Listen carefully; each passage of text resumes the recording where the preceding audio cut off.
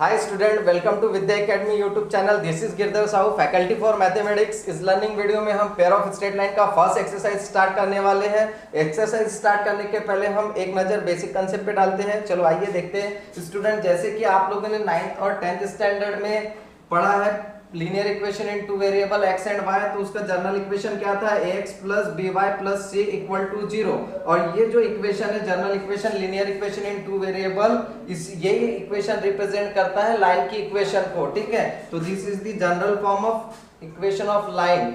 Okay, ठीक है। और ये ध्यान रखना है आपको, ये इक्वेशन कौन से प्लेन में रहेगा? एक्स वाई प्लेन में रहेगा। ठीक है, हम यहाँ पे स्ट्रेट लाइन जो पढ़ रहे हैं वो 2 डायमेंशनल में पढ़ रहे हैं। ठीक है, तो आइए, ऐसे बहुत सारे जनरल फॉर्म, ऐसे बहुत सारे फॉर्म है लाइन के इक्वेशन के। ठीक है, तो यहाँ पे देखिए आपको टेबल दिख रहा है, टेबल पे आपको कुछ फॉर्म्स दिख रहे हैं ना, स्टैंडर्ड फॉर्म दिख रहे हैं लाइन की इक्वेशंस के। ठीक है, तो ये जो फॉर्म है हम क्या करेंगे? लाइन की इक्वेशन को फाइंड आउट करने के लिए यूज करेंगे। ठीक है, तो कब कौन से फॉर्म को हम यूज करेंगे लाइन की इक्वेशन को फाइंड करने के लिए, तो देखते हैं। चलो देखिए, सपोज कर लीजिए कि ये एक्स वाई प्लेन है। एक्स वाई प्लेन में अगर मुझे लाइन की इक्वेशन फाइंड करनी है, ठीक है, किसकी इक्वेशन फाइंड करनी है? लाइन की इक्वेशन फाइंड करनी है। और मुझे उस लाइन के 2 पॉइंट्स पता है। सपोज करो a ऑफ x1 y1 और पॉइंट b का कोऑर्डिनेट है x2 y2। ठीक है, अगर मुझे इस लाइन की इक्वेशन फाइंड करनी है और इस लाइन के मुझे 2 पॉइंट्स गिवन है, तो मैं क्या करूंगा? ये 2 पॉइंट फॉर्म जो है उसका जो स्टैंडर्ड फॉर्म है इक्वेशन का, वो यूज करूंगा। मैं क्या करने वाला हूं, अगर मुझे इसकी लाइन की इक्वेशन फाइंड आउट करनी है, तो यहाँ पे जो पॉइंट ए और पॉइंट बी के कोऑर्डिनेट है उसे मैं क्या करूंगा? इस इक्वेशन में पुट अप करूंगा, जिसकी हेल्प से मुझे क्या मिल जाएगा? लाइन की इक्वेशन मिल जाएंगी। वैसे ही देखो, अब सेकंड स्लोप पॉइंट फॉर्म दिख रहा है आपको। अब जैसे ही हम स्लोप की बात आई, तो आपको पता है जहां हम लाइन की बात करते हैं वहां किसका जिक्र होता है? स्लोप का होता है। ठीक है, स्लोप। अब तो देखिए, अब स्लोप पॉइंट फॉर्म का हम यूज कब करेंगे? ठीक है, तो सपोज करो कि ये एक्स वाई प्लेन है और एक्स वाई प्लेन में कोई लाइन दी हुई है। उस लाइन का हमें क्या गिवन रहेगा? स्लोप। ठीक है, और स्लोप हम हमेशा किससे डिनोट करेंगे? एम से डिनोट करेंगे। ठीक है, और एक पॉइंट गिवन रहेगा मुझे, पॉइंट ए, उसका कोऑर्डिनेट है x1 y1। ठीक है, तो इस लाइन की अगर मुझे इक्वेशन फाइंड करनी है और उस लाइन का हमें स्लोप पता है और एक पॉइंट पता है, तो हम क्या कर सकते हैं?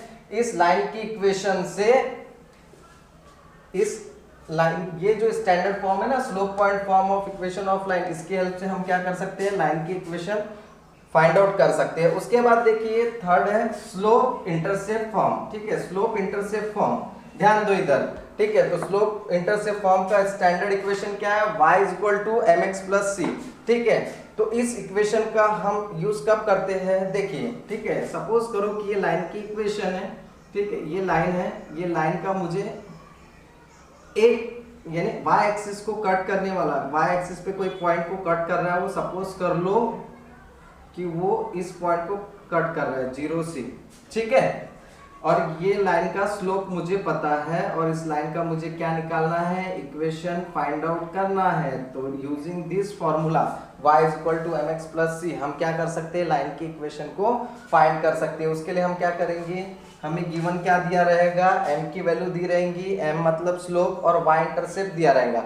y इंटरसेप्ट मतलब वह लाइन x एक्सिस को कौन से पॉइंट पे कट कर रहा है। ठीक है, उसके बाद है डबल इंटरसेप्ट फॉर्म। तो डबल इंटरसेप्ट फॉर्म में कैसे करेंगे? देखिए, अब डबल इंटरसेप्ट फॉर्म में हमें कौन से पॉइंट्स गिवन दिए रहेंगे? देखो, ये अपना एक्स वाई प्लेन है। ठीक है, अब लाइन की इक्वेशन, सपोज करो कोई लाइन है जो क्या कर रहा है? एक्स एक्सिस को और वाई एक्सिस को कट कर रहा है, तो ये 2 पॉइंट हमें गिवन दिए रहेंगे। सपोज करो इसका कोऑर्डिनेट रहेगा 0b और इसका कोऑर्डिनेट रहेगा ab। ठीक है, a0। तो हम क्या करेंगे यहां से? ठीक है, यहां से हम क्या करेंगे? इस पॉइंट की वैल्यू, b की वैल्यू और a की वैल्यू निकालेंगे, और निकालने के बाद क्या करेंगे? इस इक्वेशन में पुट अप करेंगे और उसको सिंपलीफाई करेंगे, देन हमें लाइन की इक्वेशंस मिल जाएंगे।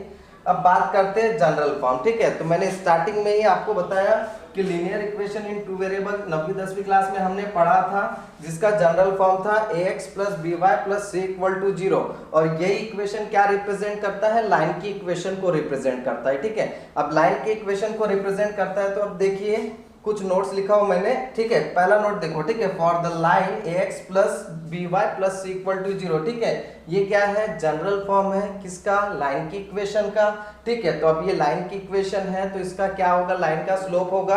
अब मुझे लाइन का अगर स्लोप निकालना है तो हम क्या करेंगे, ये स्लोप का फॉर्मूला है, slope is equal to minus a upon b, ठीक है। उसके बाद अगर मुझे x इंटरसेप्ट निकालना है तो क्या होगा, माइनस सी अपॉन बी, और अगर y इंटरसेप्ट निकालना है तो क्या करेंगे, माइनस सी अपॉन बी, ठीक है। देखो अब नहीं समझेगा तो मैं एक एग्जांपल लेता हूँ और उस एग्जांपल के थ्रू समझाने की कोशिश करता हूँ आपको, ठीक है। सपोज करो एक लाइन की इक्वेशन दी हुई है 2x plus 3y plus 5 equal to 0, ठीक है। अब इस लाइन की इक्वेशन का मुझे क्या निकालना है, स्लोप निकालना है। तो स्लोप निकालना है तो सबसे पहले स्टूडेंट हम क्या करेंगे, इस इक्वेशन को स्टैंडर्ड फॉर्म से कंपेयर करेंगे, ax plus by plus c equal to 0। तो इस फॉर्म से जैसे कंपेयर किया तो मुझे यहां से क्या मिल जाएगा, a b और c की वैल्यू मिल जाएंगी, बरोबर है। देखो ax, तो x के साथ कौन सा टर्म है, 2, तो a की वैल्यू क्या हो जाएंगी 2, b की वैल्यू क्या हो जाएगी 3, ठीक है, और c की वैल्यू क्या हो जाएंगी 5, ठीक है। तो अब मुझे इस लाइन का क्या चाहिए, स्लोप चाहिए। तो स्लोप चाहिए मतलब किसकी वैल्यू चाहिए, m की वैल्यू चाहिए, ठीक है। तो स्लोप का फॉर्मूला क्या है, देखो वहां पे माइनस a अपॉन बी, ठीक है। तो a की वैल्यू कितनी है, -2, और b की वैल्यू कितनी है 3। तो ये क्या हो गया, इस लाइन का स्लोप मिल गया। अब मुझे x इंटरसेप्ट चाहिए तो क्या करूंगा, x इंटरसेप्ट, ठीक है। x इंटरसेप्ट मतलब ये लाइन x एक्सिस को कौन से पॉइंट पे कट कर रही है, ठीक है। तो x इंटरसेप्ट क्या है, x इंटरसेप्ट का फॉर्मूला देखो क्या है, माइनस सी अपॉन ए, सी की वैल्यू कितनी है 5, ठीक है, और a की वैल्यू कितनी है 2, फॉर्मूले में माइनस है उसको एज इट इज। तो x इंटरसेप्ट कितना मिल जाएगा, -5/2। y इंटरसेप्ट भी वैसे ही निकाल सकते हैं हम, ठीक है। y इंटरसेप्ट निकालेंगे तो y इंटरसेप्ट का फॉर्मूला है माइनस सी अपॉन बी, तो माइनस सी की वैल्यू है कितनी 5 और b की वैल्यू है 3, ठीक है। तो यहाँ से मुझे क्या मिल गया, y इंटरसेप्ट मिल गया, ठीक है। अब उसके बाद देखिए हम पढ़ रहे हैं pair of straight line, pair की बात की है तो यहाँ पे पेयर ऑफ स्ट्रेट लाइन है ना। तो यहाँ पे पेयर में मतलब हमेशा हम कितने लाइनों के बारे में बात करेंगे, 2 लाइनों के बारे में बात करेंगे, ठीक है। तो सपोज कर लो if m1 and m2 are the slope of the lines L1 and L2 respectively, then, ठीक है। तो यहाँ पे हम क्या कर रहे हैं, 2 लाइन के बीच का रिलेशन, स्लोप का रिलेशंस फाइंड आउट करेंगे, ठीक है। तो देखिए यहाँ पे सपोज करो कि एक लाइन L1 है जिसका स्लोप क्या है m1, और दूसरी लाइन L2 है जिसका स्लोप क्या है m2, ठीक है। तो अब देखो वहां पे आपको पहला पॉइंट दिया हुआ है L1 is parallel to L2। अगर लाइन L1 ये पैरेलल है किससे, लाइन L2 से, ठीक है, तो उनके स्लोप क्या हो जाएंगे, इक्वल हो जाएंगे, ठीक है। उनके स्लोप कैसे होंगे, इक्वल होंगे, ठीक है। ये वाइस वर्सा प्रोसेस होता है, ठीक है। अब देखो इसको, अगर 2 लाइन है और 2 लाइन की अगर स्लोप इक्वल है तो लाइन क्या हो जाएंगे, पैरेलल हो जाएंगे। या फिर इसको आप क्या बोल सकते हो, यदि 2 लाइन है और वो दोनों लाइन पैरेलल है, ठीक है, अगर वो पैरेलल है तो उनके स्लोप कैसे हो जाएंगे, इक्वल हो जाएंगे। अब सेकंड देखो क्या लिखा हुआ है, L1 is perpendicular to L2, ठीक है। तो सपोज करो कि लाइन L1 ये परपेंडिकुलर है किस पे, L2 पे, ठीक है, L2 पे परपेंडिकुलर है, तो इनके स्लोप का प्रोडक्ट, ठीक है, दोनों लाइन के स्लोप का प्रोडक्ट होगा -1, ठीक है, यानी m1 into m2 equals to क्या हो जाएगा, -1, ठीक है। या फिर हम इसको ऐसा भी बोल सकते हैं कि सपोज करो 2 लाइन है और 2 लाइनों के स्लोप का प्रोडक्ट -1 है। अगर उन दोनों लाइनों के स्लोप का प्रोडक्ट -1 है तो लाइन क्या हो जाएंगे, परपेंडिकुलर हो जाएंगे, ठीक है, परपेंडिकुलर हो जाएंगे। और इसी को और एक दूसरा तरीका है, बोल सकते हैं कि पहली लाइन का स्लोप दूसरी लाइन का निगेटिव रेसिप्रोकल होता है, ठीक है। क्या बोल सकते हैं, पहले लाइन का स्लोप दूसरे लाइन का रेसिप्रोकल होता है, या दूसरे लाइन का स्लोप पहले लाइन का निगेटिव रेसिप्रोकल होता है, ठीक है। समझ में आया, चलो देखो, ठीक है। अब सपोज करो कि L1 का स्लोप है m1 और इसकी वैल्यू है 5, ठीक है, और मुझे दूसरा लाइन L2 है, इसका स्लोप मुझे नहीं पता है, ठीक है, इसका स्लोप मुझे नहीं पता है। तो अब मुझे इसका स्लोप फाइंड करना है और हमें गिवन दी हुई है कि L1 और L2 दोनों कैसे है, पैरेलल है, ठीक है। तो अकॉर्डिंग टू दिस कंडीशन हम क्या कर सकते हैं, दोनों का स्लोप यानी दूसरी लाइन का स्लोप इजीली फाइंड आउट कर सकते हैं, है ना।